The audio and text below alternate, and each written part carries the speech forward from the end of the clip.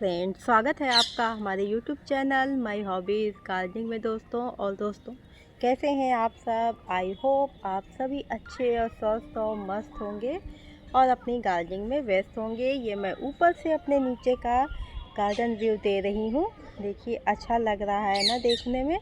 ऊपर से देखती हूँ ना तो मुझे अपना गार्डन बहुत सुंदर लगता है। आप लोग बताइएगा कैसा लग रहा है। अभी तो ये जब पिटूनिया पूरा लंबा लंबा होके लटक जाएगा तो बहुत अच्छा व्यू आएगा। और समर के सारे प्लांट्स पे काम हो रहा है। नीचे का कटाई छटाई हुई है, अब ऊपर की देखो आ गए हैं। कटाई छटाई इनकी प्लांट की कर दी है, ये देखिए कर रहे हैं। प्लांट तो ऐसे लग रहे हैं जैसे सूख गए हैं, इनमें जान ही नहीं है, लेकिन ऐसा नहीं है। ऐसे प्लांट्स हो जाएं तो घबराने की ज़रूरत नहीं है। कटाई छटाई कर दीजिए अच्छे से और प्लांट्स की कीजिए गुलाई। अच्छे से गुलाई करके उसमें फर्टिलाइज़र दीजिए और देखिएगा आपके प्लांट्स फिर से हरे हो जाएंगे। ये देखो बिल्कुल ऐसा ही लग रहा है ना जैसे सूख गया है, क्योंकि ये हमारा बहुत 2.5-3 साल पुराना प्लांट है। और हमारा ये भी ऐसी ओल्ड प्लांट हो जाते हैं ना तो लकड़ी हार्ड सी हो जाती हैं, मोटी मोटी सी, तो ऐसा ही लगता है कि सूख गए हैं। आज हम करने जा रहे हैं अपने अपराजिता पे काम। अपराजिता में जितनी भी सूखी स्टेम थी, ये देखिए ये सारी मैंने काट दी हैं। और देखना हमारा अपराजिता भी बहुत जल्दी ही कलियों से फूलों से भर जाएगा। इस तरह से मैं करूँगी इसको फर्टिलाइज। और ये हमारा प्लांट 2 साल पुराना हमारा ये प्लांट है और ये हमारा प्लांट इसी में 2 साल से लगा हुआ है। और इसको मैंने प्लांट का लुक दिया है। ये तो ये बेल ही, पर इसको मैं कट कर करके मैंने इसका थोड़ा सा प्लांट सा लुक दे दिया है, क्योंकि बेल होती है ना, बेल को फैलाने के लिए भी स्पेस चाहिए होता। वैसे तो ये हमारी ग्रिल है, हम यहाँ पे फैला सकते हैं, पर हम एक ना प्लांट भी तैयार करना चाह रहे थे। हमारे पास बहुत सारी अपराजिता हो जाती है, क्योंकि बाहर जो प्लांट है हमारा बहुत ही बिग साइज़ का है, तो उसमें से जितने भी वो शीट्स निकलते झड़ते रहते हैं ना, तो उनसे हमारे प्लांट तैयार होते रहते हैं। हम तो इधर उधर सबको बांटते भी हैं। खूब अपराजिता के शौकीन लोग हैं जो अपराजिता ले जाते हैं हमसे, और हम सबको ही देते रहते हैं। फिर भी हमारे पास बहुत सारे प्लांट्स हो जाते हैं। दोस्तों, अब ये देखिए अपराजिता में कितनी सारी ब्रांचेस थी जो ऐसे डेड हो जाती हैं, जो ब्रांचेस जिनका कोई काम नहीं है हमारे प्लांट में, उनमें किल्ले नहीं आएंगे, तो उन सभी ब्रांचेस को हमें इस तरह से रिमूव कर देना है। ठीक है, वो ब्रांच अलग से ही दिख जाती है, उसका पता चल जाता है कि ये ब्रांच अब कोई काम की नहीं है, इसमें कोई भी किल्ला नहीं निकलेगा। और सूखी ड्राई सी ये देखिए जैसे ये ब्रांच है, अब ये बहुत ही डेड सूखी सी लग रही है, इसमें से कोई भी किला नहीं आएगा। ये देखिए इस तरह से। तो इस तरह से जितनी भी ब्रांचेस हैं सारी हटाइए। आप अपने प्लांट को शेप देना चाहते हैं तो उसे शेप दीजिए। जिस शेप में आप अपना प्लांट रखना चाहते हैं उस तरह से आप अपना प्लांट तैयार कर सकते हैं अपने मन मुताबिक। अभी कटिंग छटिंग करके ये काम आप इजीली कर सकते हैं, तो आप इसको कीजिए और अपने प्लांट को तैयार कीजिए फ्लावरिंग के लिए, क्योंकि फ्लावर बहुत सुंदर लगते हैं इसके और खूब भर के आते भी हैं ढेर सारे। तो इस तरह से आप अपना अपराजिता का काम अभी कंप्लीट कर लीजिए। अगर आपने नहीं किया है, मुझे भी देर हो गई है, लेट हो गई हूँ मैं, लेकिन फिर भी हो जाएगा। जब हम अच्छी सी खाद देते हैं ना तो प्लांट बहुत जल्दी से ग्रोथ ले लेता है।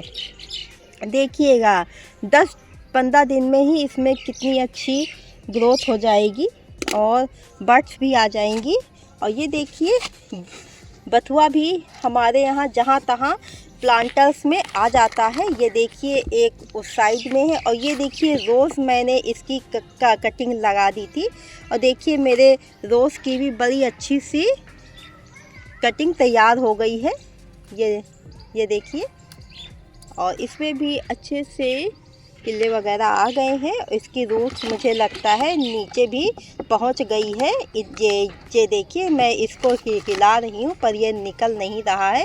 इसका मतलब है इसकी रूट्स जो है इतनी अच्छे से ग्रो हुई है कि इसकी रूट्स नीचे भी पहुंच गई है।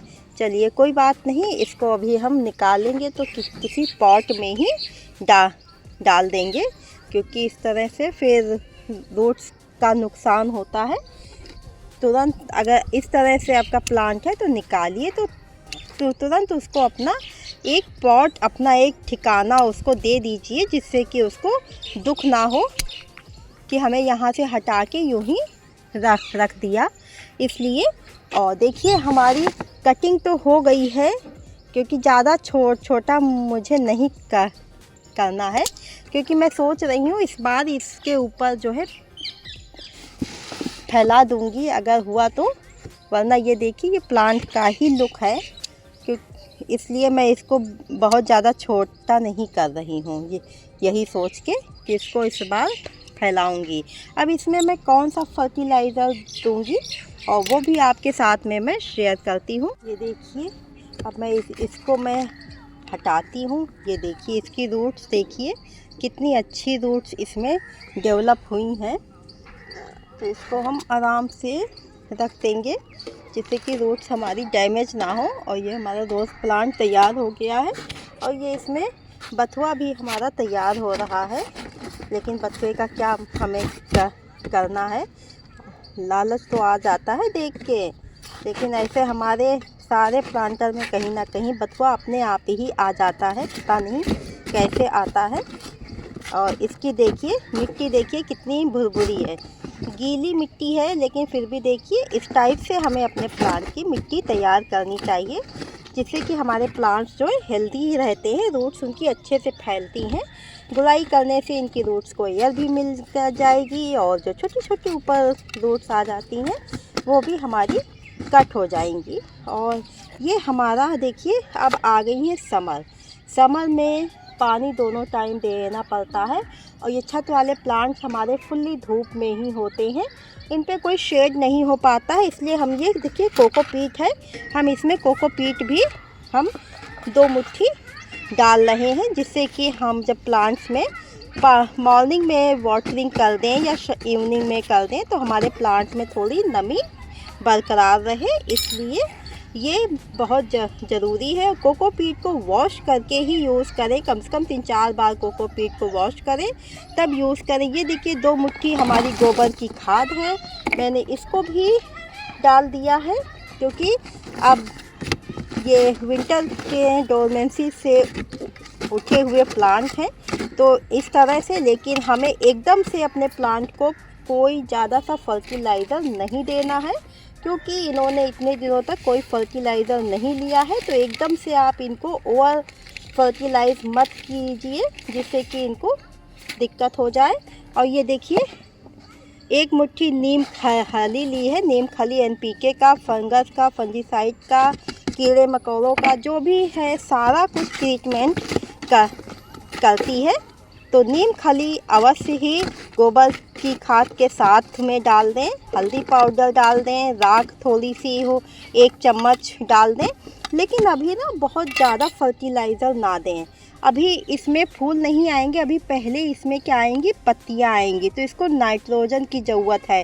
और गोबर की खाद में भी पोटास, फास्फोरस, नाइट्रोजन और अदर्स जो भी विटामिन होते हैं, न्यूट्रिशन वैल्यू, वो सब होती है। और NPK का काम ये हमारा ये भी करता है। नीम खली जो डाली है उसमें भी नाइट्रोजन होती है, पोटास, फास्फोरस सब होता है।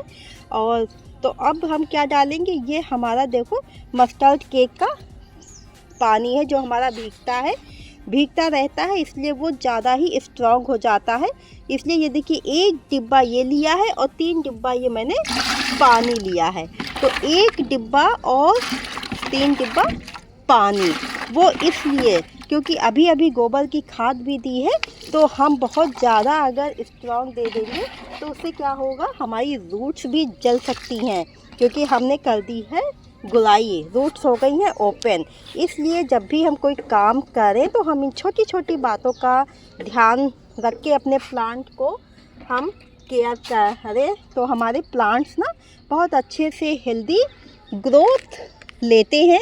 और इस रोज़ को अभी मैं कर रही हूँ यहीं पे शिफ्ट इसको, क्योंकि अभी मैं इसको रिपोर्ट नहीं करने जा रही हूँ, इसलिए इसकी रूट्स बाहर है तो जो फर्टिलाइज़र दिया है वो इसकी रूट्स भी ले लेगी। इसलिए जब इसकी रूट्स लेगी फर्टिलाइज़र तो ये और भी हेल्दी हो जाएगा। तो इसलिए इसको अभी मैं इसी में ही शिफ्ट करके इधर को मैं जहाँ था वहीं पे मैं शिफ्ट कर दूँगी। और अपने प्लांटर का ना स्पेस चेंज ना करें, क्योंकि जब हम बहुत ज़्यादा अपने प्लांटर्स का स्पेस चेंज कर देते हैं ना तो हमारे प्लांट भी शॉक में आ जाते हैं। एक तो वो शॉक के बाहर ही आए हैं इतने 2 महीने के बाद, ऊपर से आप उनका स्पेस चेंज कर दो तो वो और भी शॉक्ड हो जाते कि मैं कहाँ था और मैं कहाँ आ गया। इसलिए छोटी छोटी बातें हैं, जैसे हम लोगों पे अप्लाई होती वैसे हमारे प्लांट्स पे भी अप्लाई होती हैं। तो प्लीज़ इन छोटी छोटी बातों का भी ध्यान रखें। ज़रूरी नहीं है कि हम प्लांट्स को खूब अच्छा खिलाएं पिलाएं तभी हमारे प्लांट्स हेल्दी होंगे, ऐसा कुछ नहीं है।